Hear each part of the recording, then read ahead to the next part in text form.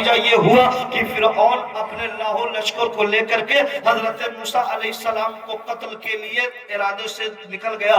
حضرت موسیٰ علیہ السلام آگے نکل گئے، اللہ کی طرف سے آپ کو پیغام ہو گیا، آپ حضرت موسیٰ علیہ السلام اور آپ کے ساتھ جو ماننے والے، آپ سے محبت کرنے والے لوگ تھے، آپ انہیں لے کر آگے نکل گئے۔ آگے چلتے چلتے چلتے دریائے نیل پہنچا۔ دریائے نیل پر جب آپ موسیٰ علیہ السلام پہنچے ہیں، آپ کے تمام رفقا پہنچے ہیں، آپ کے تمام جانشین پہنچے ہیں، آپ کے عقیدت مند پہنچے ہیں، آپ کے محبت کرنے والے پہنچے ہیں، تو دریائے نیل کی محبت دیکھے، اس کی عقیدت دیکھے۔ قرآن نے بڑی واضح طور پر اس واقعے کو نشر کیا ہے۔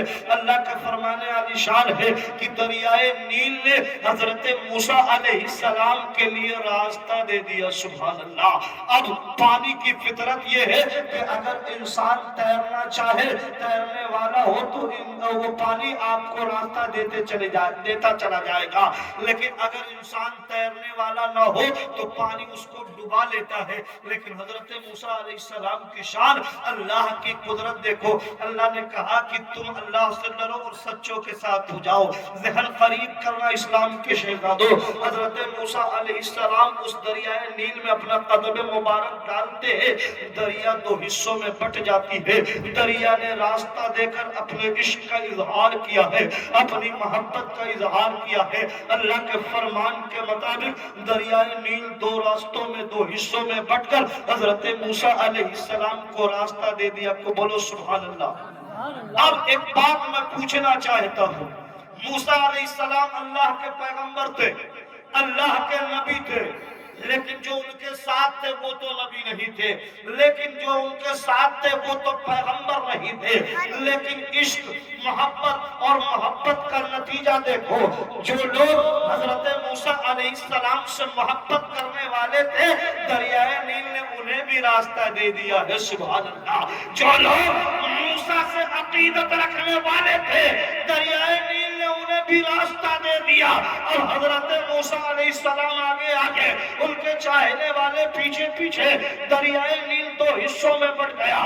یہ قدرت کا کرشمہ ہے، اللہ کی قدرت تو ہر شے پہ ہے۔ اللہ کی قدرت دیکھو، دریائے نیل دو حصوں میں بٹ گئی ہے۔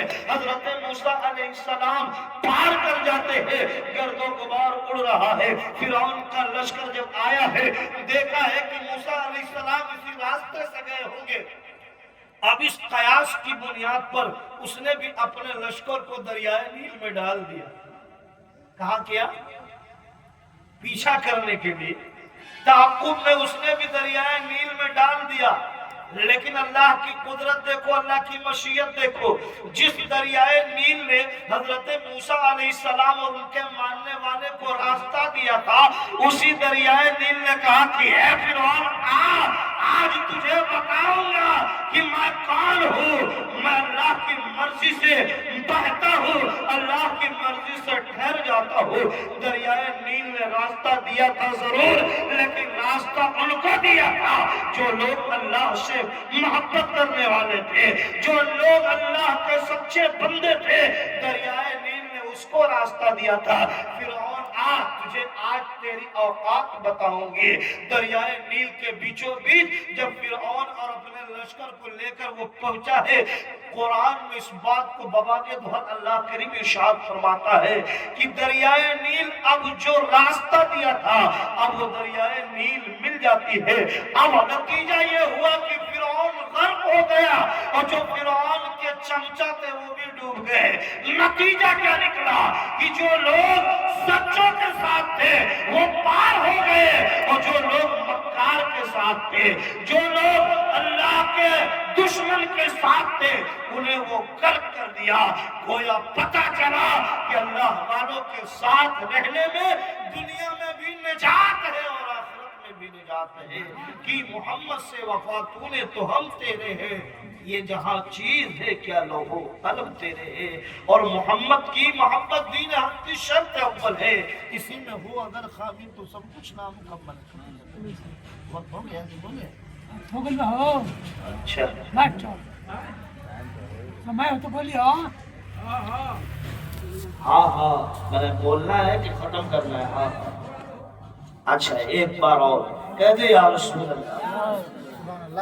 ایک واقعہ ولی کا عرس ہے اور ہم سب کا یہ عقیدہ ہے کہ ولیوں کے آستانے سے کوئی مایوس اور کوئی خالی نہیں جاتا ہے۔ یقیناً یہ ولی اللہ اور ولیوں کی شان ہے کہ ان کے در پر کوئی سوالی خالی نہیں جاتا ہے۔ ایک شخص حضرت خواجہ غریب نواز کی بارگاہ میں آیا۔ توجہ حاضر ہے، توجہ حاضر ہے، سنیں گے آپ لوگ؟ ہاتھ اٹھائے ذرا، نہیں سنیں گے؟ سنیں گے ماشاءاللہ، کہہ دے یا رسول اللہ۔ ذرا دیکھیں خواجہ خواجہ فخر ہندوستان خواجہ معین الدین چشتی سنجری اجمیری رحمت اللہ علیہ، جو ہم سب کے راجہ مہراجہ ہے، جو ہم سب کے دلوں کی جان ہے۔ خواجہ غریب نواز کی شان یہ ہے کہ منگتوں کو بھی دیتے ہیں اور جو ان کے در پہ چلا جائے کوئی خالی نہیں آتا ہے۔ یہ ولیوں کی شان ہے۔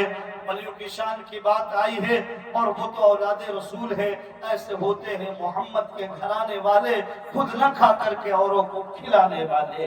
حضرت غریب نواز کی بارگاہ میں ایک بڑے ہی سدھی پراپت سادھو آئے اور کہا مہاراج میرا بھی پرنام سویکار ہو۔ تو آپ تو صوفی تھے اور صوفیوں کے یہاں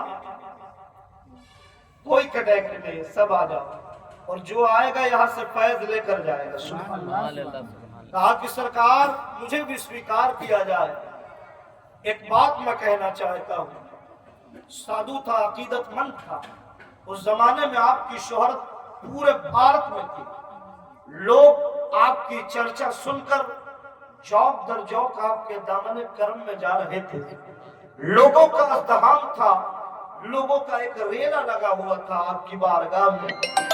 وہ سادھو سدھی پراپت سادھو آتے ہیں،